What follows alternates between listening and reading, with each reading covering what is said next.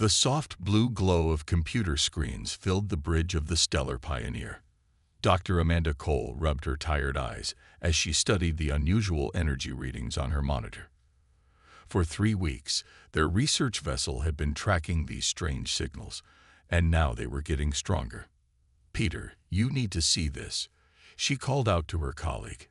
Chief Science Officer Peter Hayes walked over, his coffee mug still steaming in his hand.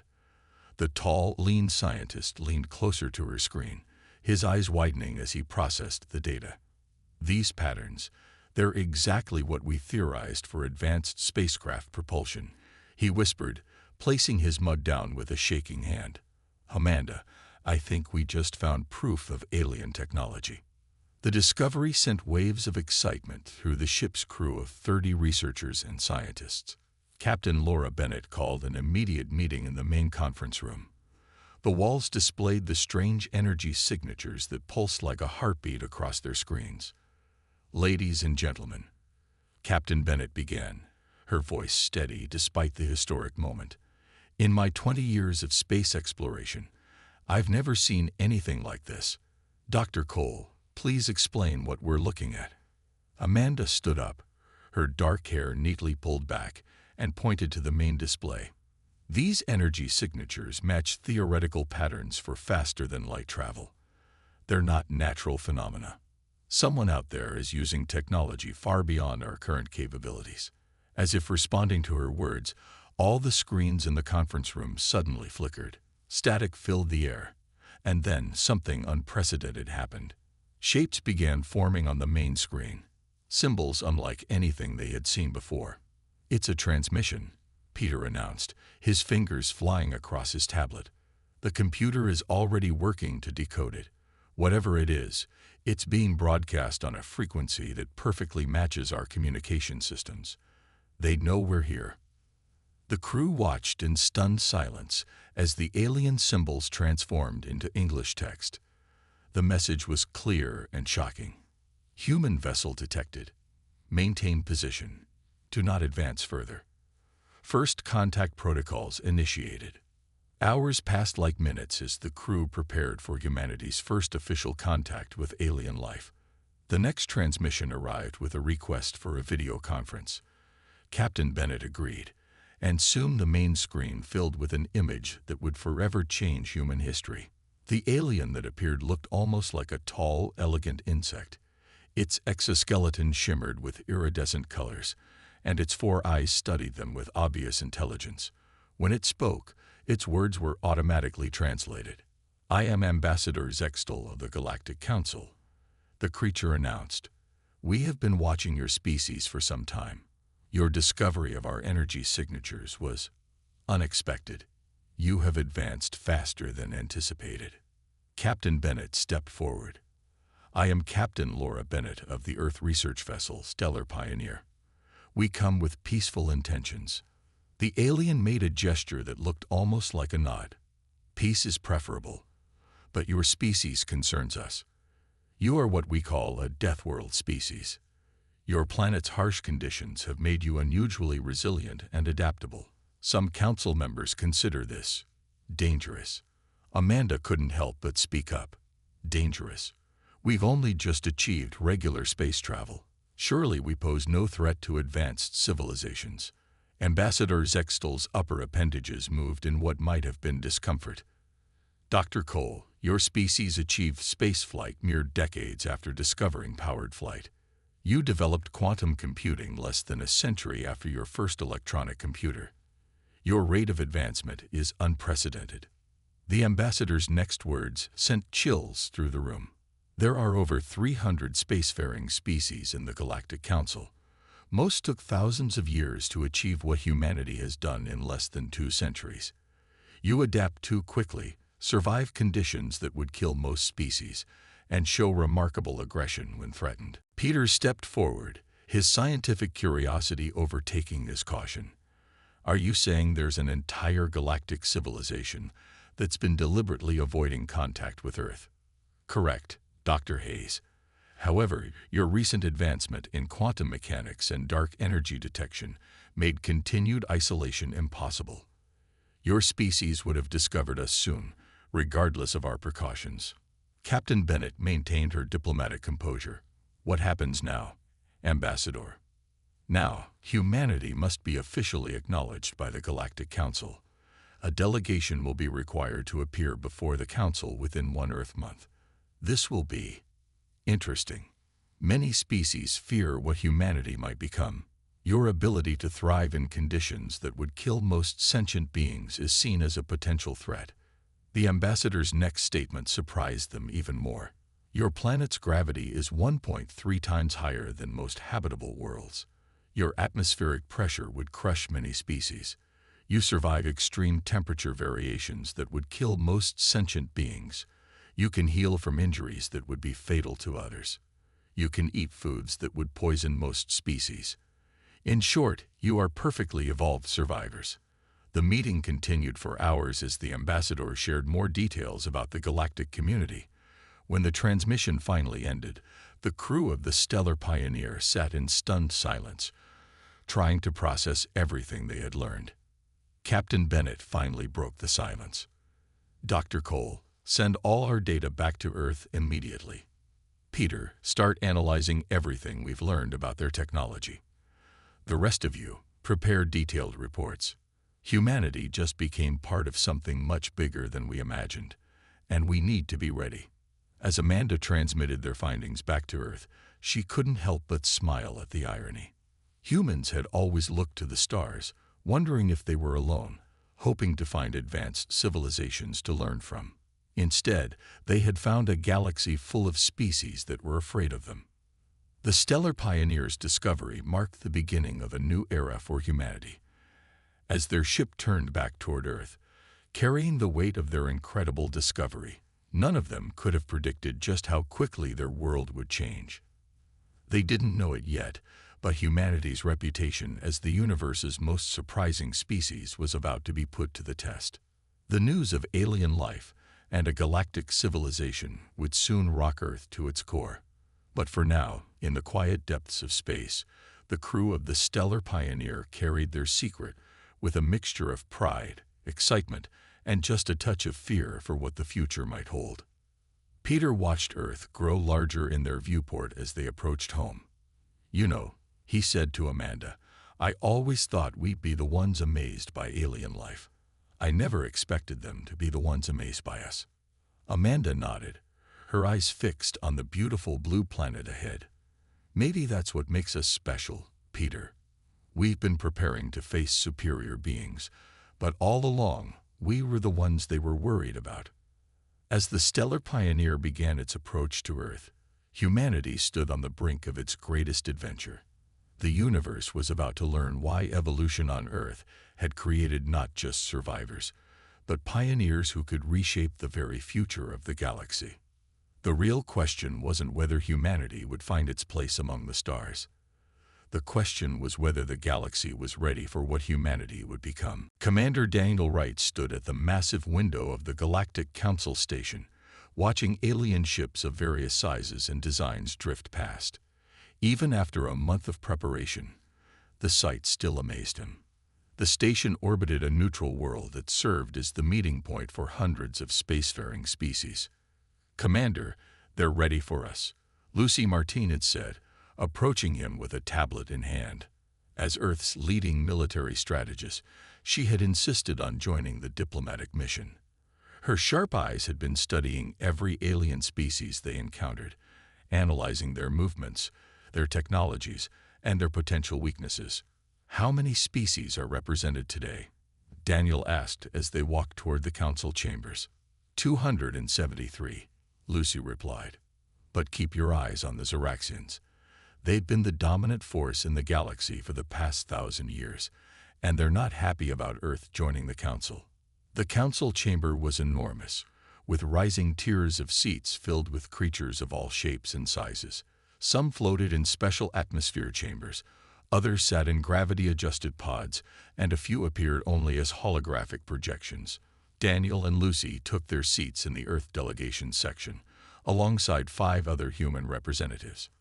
High Elder Caxol of the Zoraxians rose from his seat. His species looked like a cross between a praying mantis and a dragon, with gleaming scales and compound eyes. When he spoke, his voice boomed through the translation systems.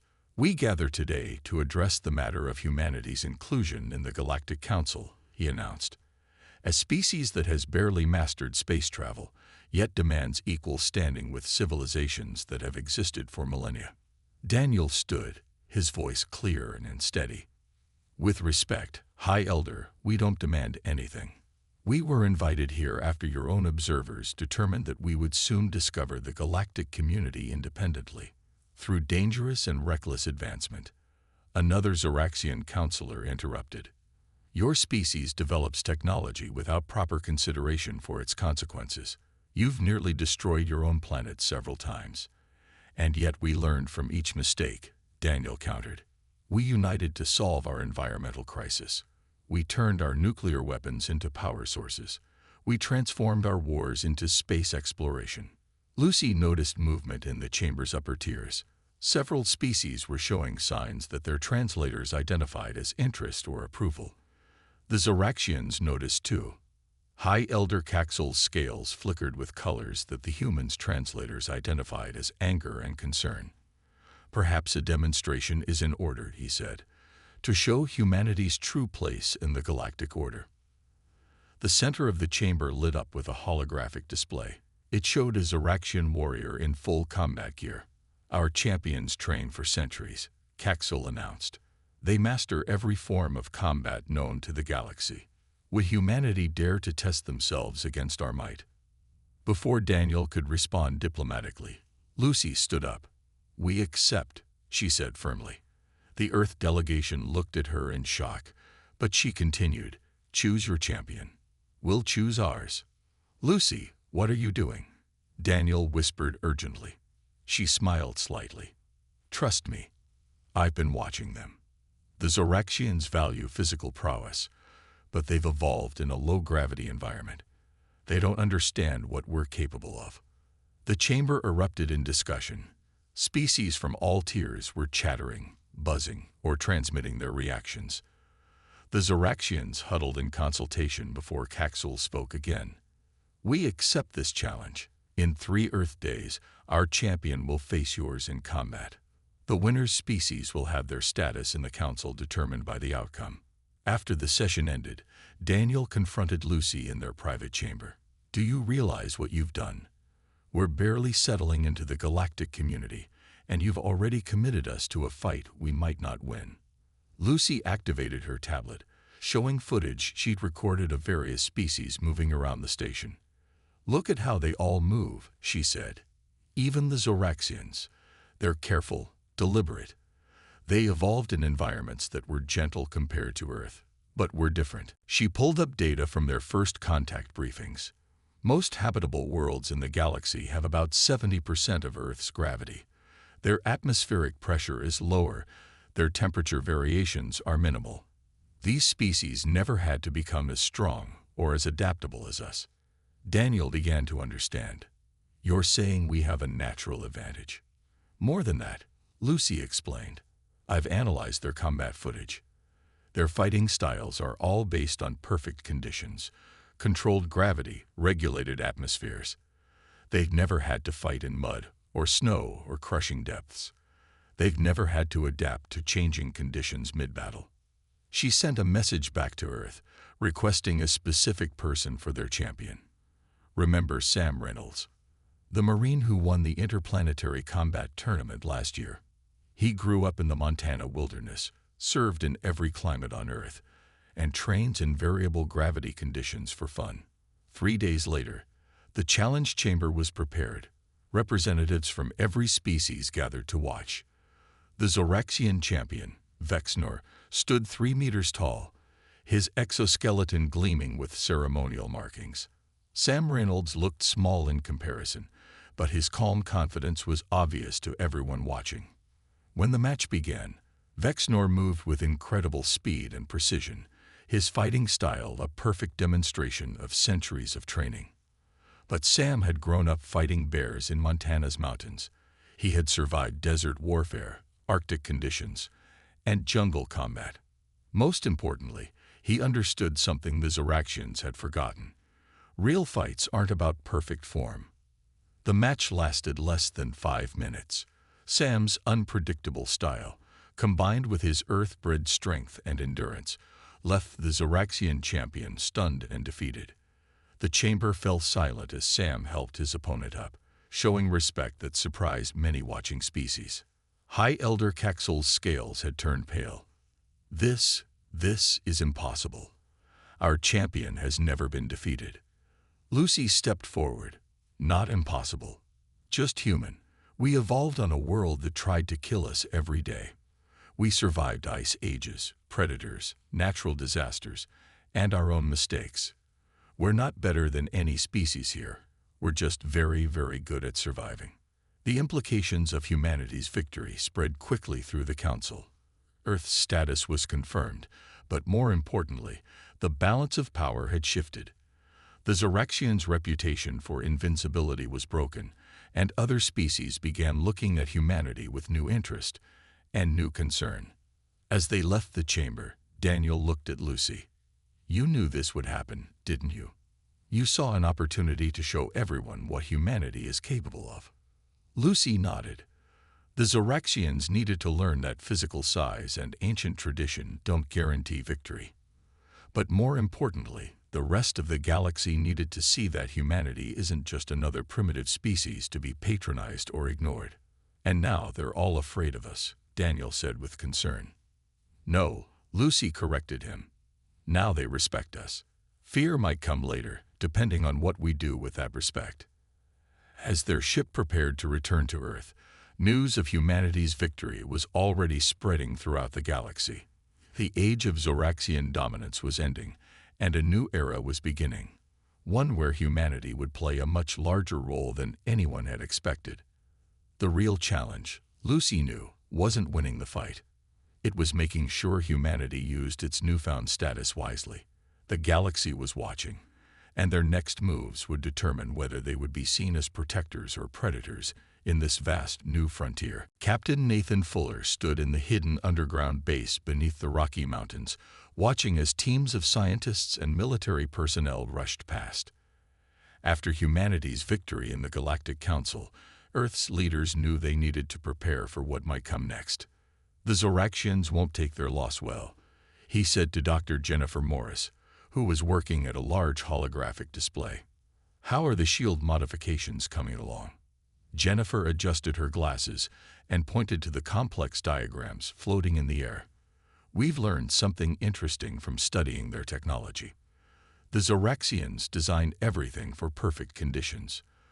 Their shields aren't made to handle rapid changes." She pressed a button, and a simulation played out. "Look at this. Their shields are incredibly strong against direct attacks, but they can't adapt quickly to different types of energy. That's their weakness." Nathan nodded, remembering his own combat experience. "Like fighting in different weather conditions. You can be the best shooter in perfect conditions, but put you in a sandstorm." "Exactly," Jennifer smiled. "I'm developing shields that can change their energy frequency rapidly. Like how Earth animals adapt to different environments. The Zoraxians won't expect that." In another part of the base, Sam Reynolds was training the first group of space combat pilots.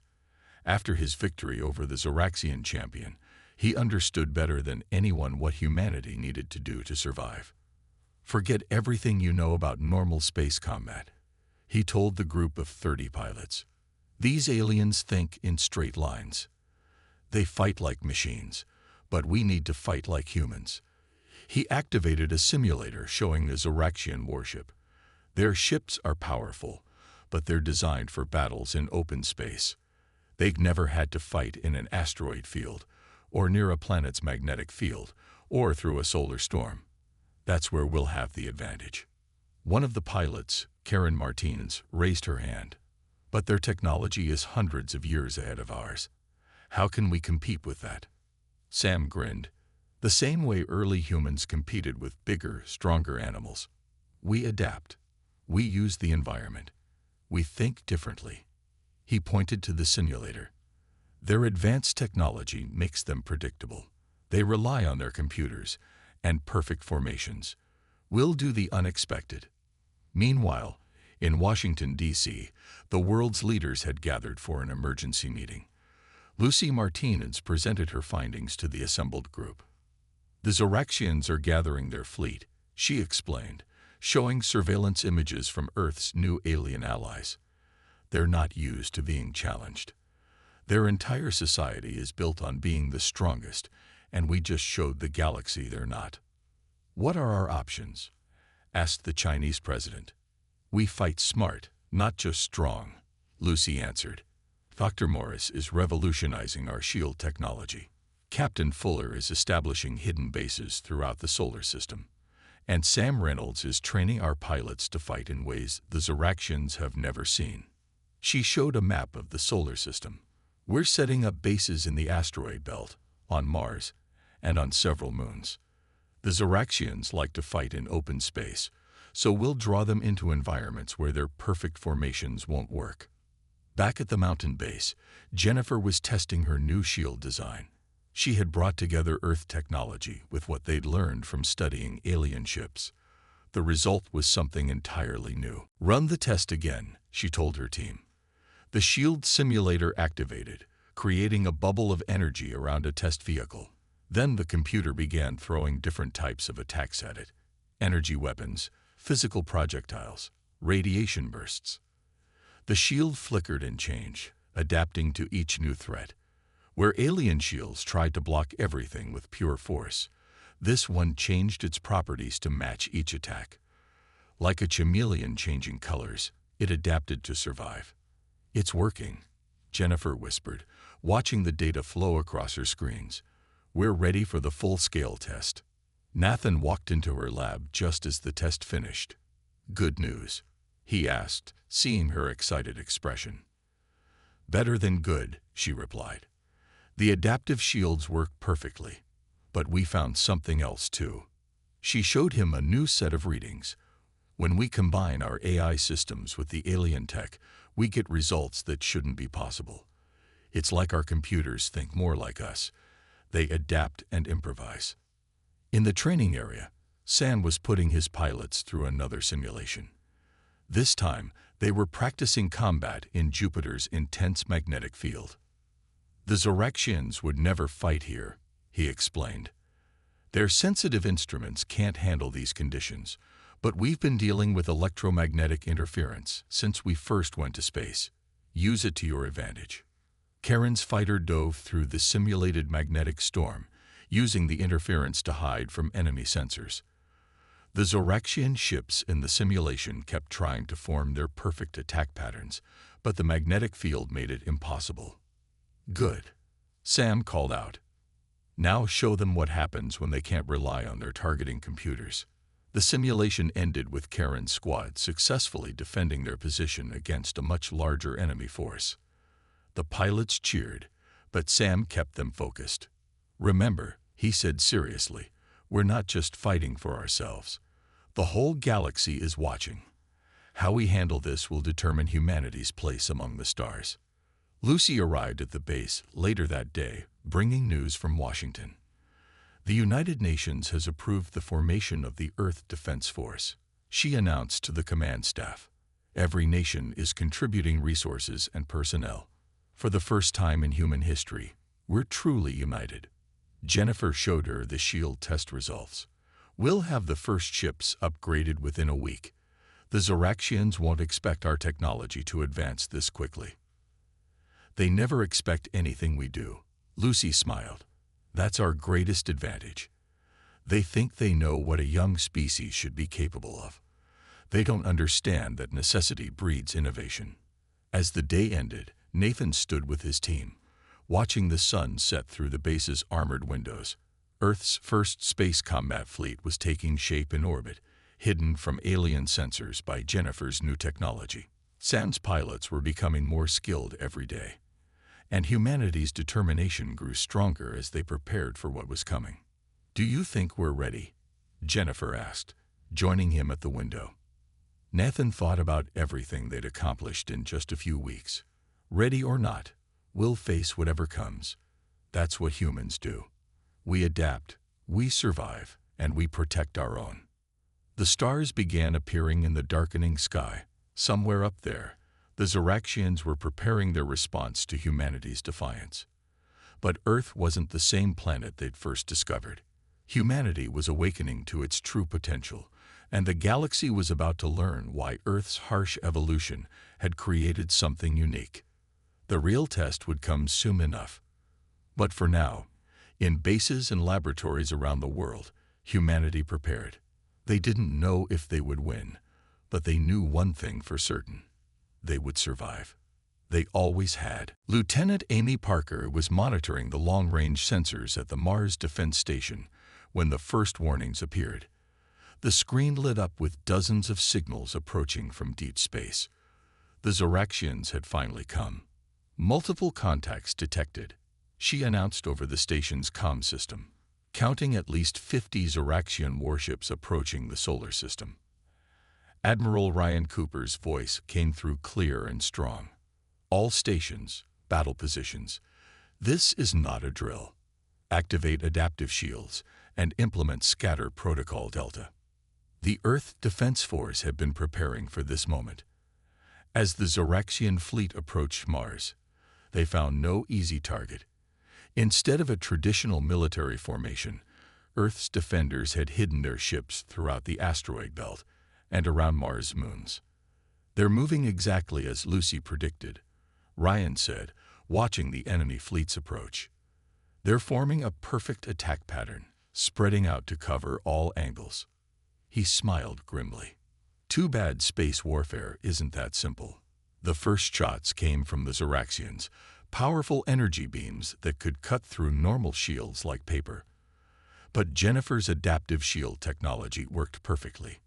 The shields flickered and changed, absorbing or deflecting each attack. "Launch fighters," Ryan ordered. "Remember your training. Show them what happens when they fight humans in our own solar system." Karen Martinez led the first squadron of Earth fighters into battle. The small, agile ships darted between asteroids, using the rocky debris as cover. The Zoraxian ships were larger and more powerful, but they struggled to maintain their formations in the cluttered space. "Squadron 3, follow me," Karen called out. "Use the dust clouds for cover. Their sensors can't track us through the mineral interference." The battle around Mars became chaos, exactly as humanity had planned.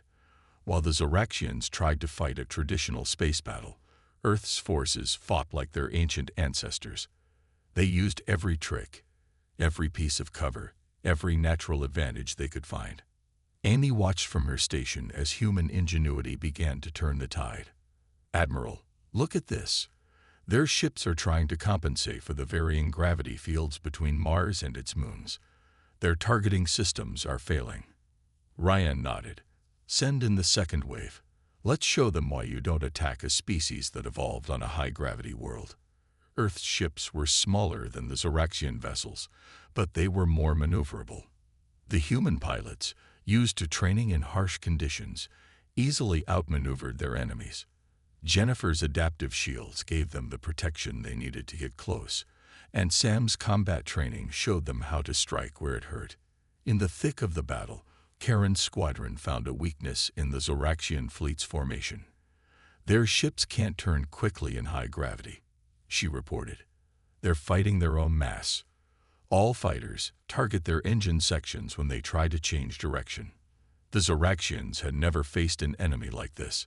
Their perfect formations fell apart as Earth's fighters struck from multiple directions. Their advanced targeting systems were useless in the asteroid field's dust and radiation. Their powerful weapons couldn't hit ships that refused to fight in open space. "Mom," one of Amy's sensor operators called out. "The enemy fleet is splitting up. They're trying to push through to Earth." But humanity had planned for this too. As the Zoraxian ships approached the inner solar system, they encountered more of Earth's defenses. Hidden bases on Venus's dark side launched missiles. Stealth platforms around Mercury used the sun's radiation to mask their attacks.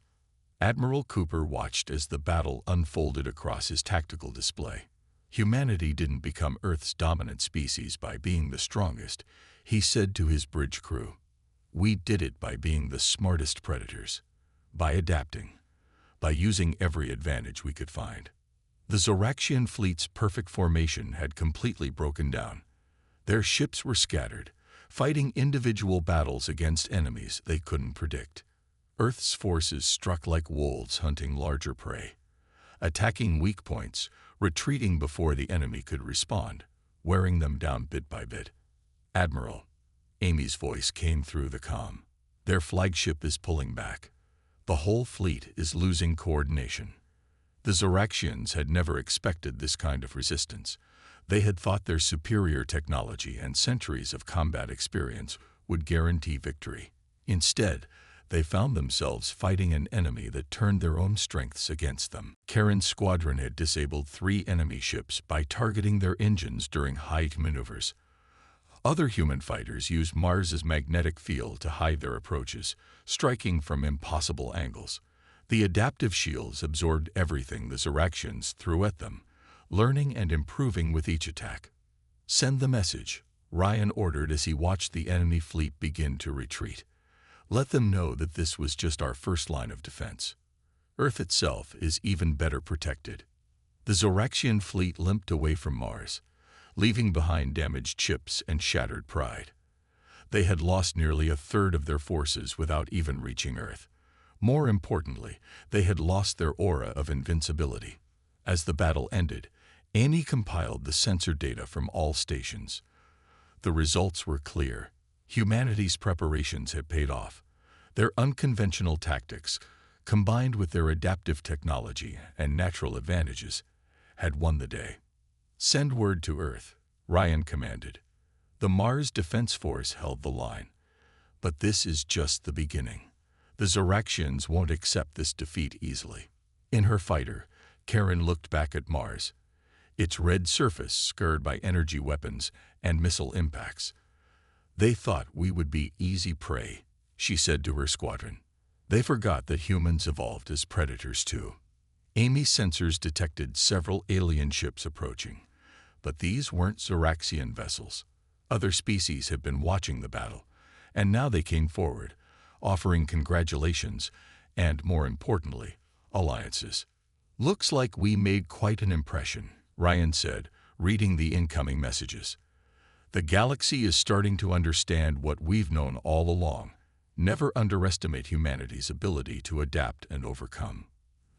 The victory at Mars marked a turning point. Humanity had proven that it could stand against the galaxy's strongest military power, but everyone knew the Zoraxians would return, stronger and better prepared. The real war was just beginning. As the Earth Defense Force regrouped and began repairs, Ryan looked at the battle damage reports. "Send everything we learned to Dr. Morris," he ordered. "If the Zoraxians want to escalate this fight, we'll be ready. Humanity hasn't survived this long by being unprepared." The stars seemed different now, filled with both promise and threat. Humanity had won its first major space battle, but the cost of victory was clear. The galaxy was changing, and Earth's children would help shape its future, whether the Zoraxians liked it or not. Dr. Kevin Shaw stood in his laboratory on the Lunar Research Base, studying the results of his latest tests. After the Battle of Mars, he had been analyzing data from both human and Zoraxian combat performances. What he found surprised even him. "This can't be right," he muttered, running the numbers again. "Our reaction times are nearly twice as fast as theirs in combat situations. Our endurance is off the charts compared to galactic standards." The door slid open, and Lucy Martinez walked in. She had just returned from a meeting with representatives of other alien species who were interested in allying with Earth. "How's the research going?" she asked, looking at the complex displays of biological data floating in the air. Kevin pointed to his findings. "We've been studying the wrong things. Everyone thought the Zoraxians were the perfect warriors because they were stronger and had better technology. But look at this." He pulled up a comparison of human and Zoraxian physical capabilities. "They can lift more weight than us, but they tire quickly. Their reflexes are good, but they can't maintain peak performance under stress. It's like comparing a sprinter to a marathon runner." Lucy studied the data with growing interest. "So what you're saying is, We're built to last, Kevin finished. Earth's gravity made us stronger, yes, but more importantly, it made us tough. We can fight longer, adapt faster, and handle stress better than any other known species. On the other side of the moon base, Sam Reynolds was teaching combat techniques to a group of alien allies. After humanity's victory at Mars, several species had approached Earth seeking military training. The key isn't about being the strongest, Sam explained to the mixed group of aliens. It's about being unpredictable. The Zoraxians fight like machines. Perfect form, perfect patterns. But real combat is chaos. He demonstrated a series of moves that combine different fighting styles. Humans developed thousands of combat techniques because we had to fight in every environment imaginable. Underground, underwater, in deserts, in snow. We learned to adapt our fighting style to any situation. The alien warriors watched in fascination. One of them, a tall crystalline being named Zertil, spoke up. This explains why the Zoraxians fear your species. You think differently than anyone else in the galaxy. Meanwhile, in Earth's orbit, Jennifer Morris was overseeing the installation of her latest technological breakthrough. She had combined human AI systems with alien technology in ways nobody had thought possible. The hybrid systems are online, she reported to Admiral Cooper. Our AI can now predict Zoraxian tactics and adapt our defenses in real time. They're not just learning from each battle, they're evolving. Ryan nodded, watching the test results on his screen. How did you manage this? The Zoraxians have been developing AI for centuries. Jennifer smiled. That's exactly the problem. They built their AI to be perfect, to follow exact rules and patterns. We built ours to think like us, to adapt and improvise. When we combined the two technologies, something amazing happened. In the Galactic Council chamber, Daniel Wright was addressing the assembled species. The room was fuller than ever, with many representatives who had previously ignored humanity now paying close attention. The Zoraxians believe that power comes from perfection, he said, but Earth's history has taught us differently. Power comes from adaptation, from learning, growing, and changing. He showed footage from the Battle of Mars. We didn't win because we were stronger. We won because we were willing to try new tactics, to use our environment, to think creatively. This is what humanity offers to the galaxy, not just strength, but innovation. Back in Kevin's lab, his research had revealed even more surprising findings. Look at this, he told Lucy, showing her new data. When humans are under pressure, our problem-solving abilities actually increase. Most species' cognitive functions decline in stress situations, but we evolve to think better when challenged. Lucy remembered something from Earth's history, like how some of our greatest innovations came during our hardest times, she said. Wars, disasters, emergencies, they pushed us to invent new solutions. The news spread quickly through the galaxy. More species began approaching Earth for alliances. They saw in humanity something they had never expected. A young species that could challenge the established order not through overwhelming force, but through adaptation and innovation. Sam's combat training program expanded to include more alien species. They learned not just fighting techniques, but the human way of thinking about combat and survival. Every environment is a weapon if you know how to use it, he taught them. Every disadvantage can become an advantage if you think creatively enough. Jennifer's hybrid technology systems were being installed on ships throughout Earth's growing fleet. The Zoraxians' perfect formations and predictable tactics were becoming less effective as Earth's defenses learned and adapted with each encounter. They don't understand what they're fighting, she explained to her team. They think they're fighting Earth's technology or Earth's military. But they're fighting human nature itself, our drive to adapt and overcome. In the Lunar Observation Center, Kevin watched the latest battle data come in. Small skirmishes were breaking out across the galaxy as more species began resisting Zoraxian control. It's not just about the fighting, he said to Lucy as they watched the reports. We're showing the galaxy a different way to exist, not through rigid hierarchy and perfect order, but through adaptation and cooperation. Lucy nodded, understanding the bigger picture. The Zoraxians have ruled through fear of their power, but we're showing that there's something stronger than fear. Hope. Hope that things can change, that the underdog can win. That evolution never stops. As Earth's influence grew, the galaxy began to change. Species that had lived under Zoraxian dominance for centuries began to question the old order. They saw in humanity a different kind of strength, not the strength of perfection, but the strength of endless possibility. Daniel addressed the Galactic Council one more time before returning to Earth. "We didn't come to the stars seeking war," he said. "We came seeking knowledge, friendship, and progress. The Zoraxians chose conflict, but we choose cooperation. We offer our hand in friendship to any species that wants to build a better galaxy together." The response was overwhelming. Species after species stepped forward, offering alliances, sharing technology, seeking to learn from humanity's unique perspective. The galaxy was transforming, and humanity was at the center of the change. As Kevin finished his research report, he added one final note. Humanity's greatest strength isn't our technology, our adaptability, or even our determination. It's our ability to inspire others to adapt and grow with us. We're not just surviving anymore. We're helping the whole galaxy evolve. Commander Diana Foster stood at the window of the new Galactic Peace Center, watching ships from 100 different species drift past Earth's orbit. 1 year had passed since the Battle of Mars, and the galaxy had changed more than anyone could have imagined.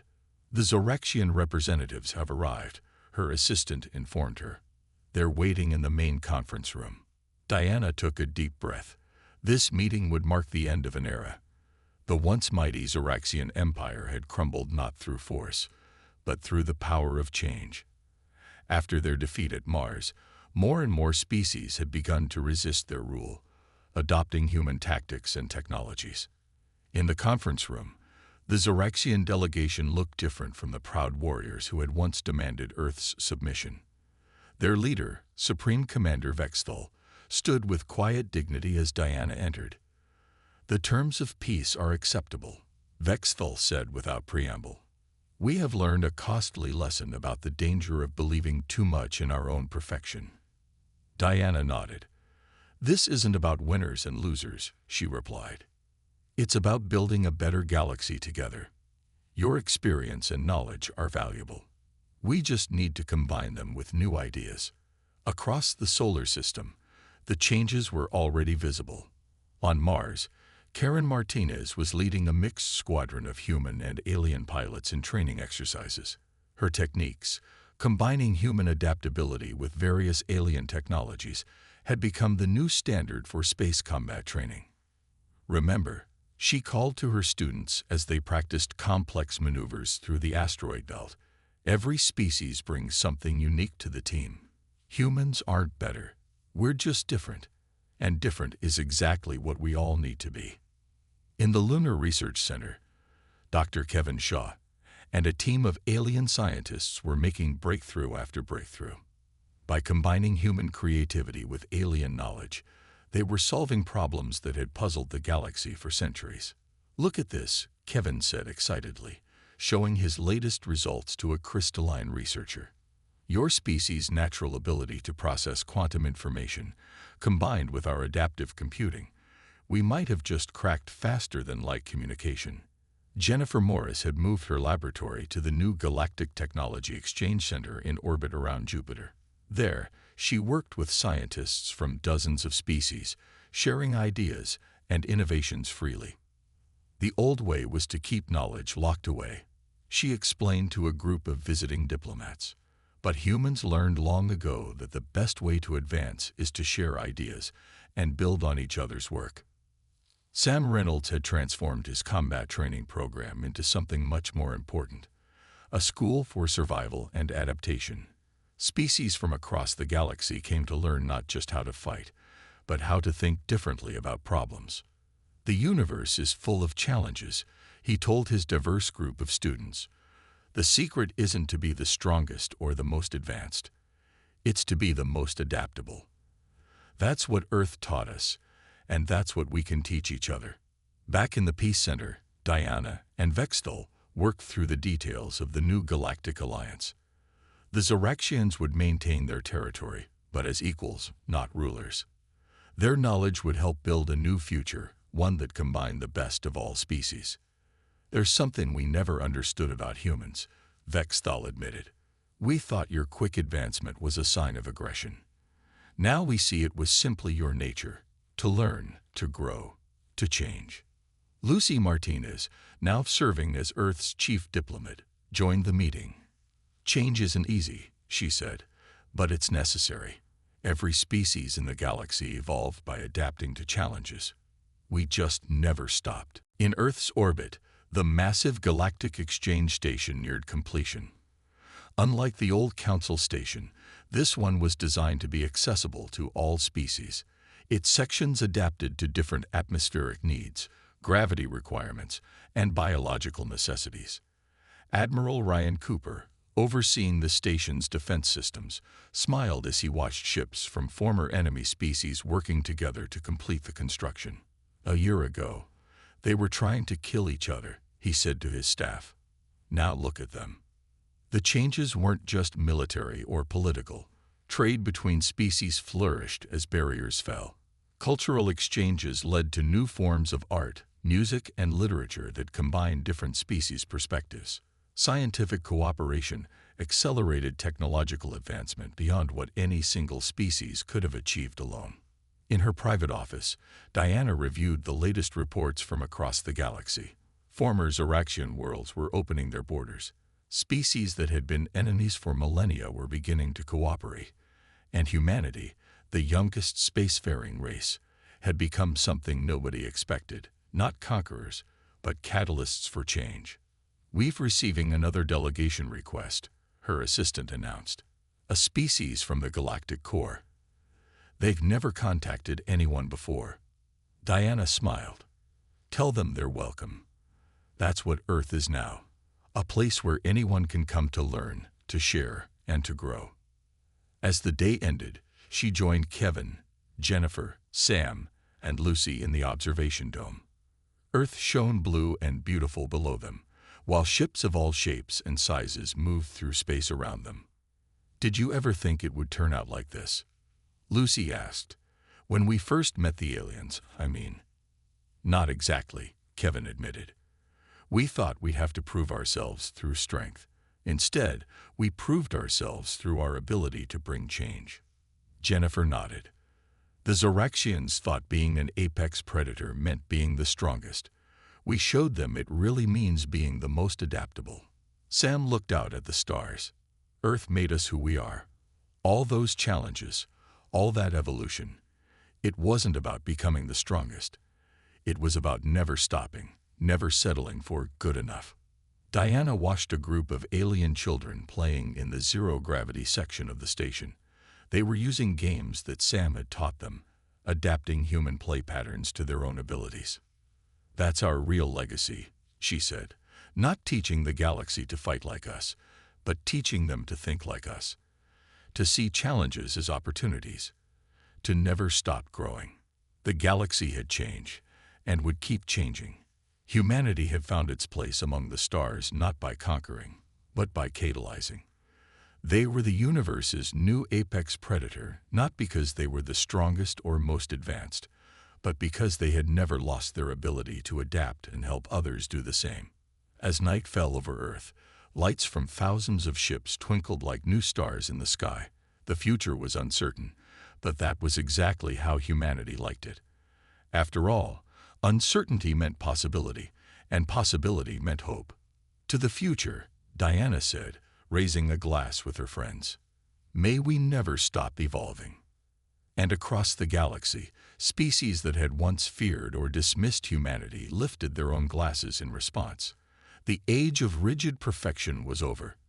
The age of endless adaptation had begun.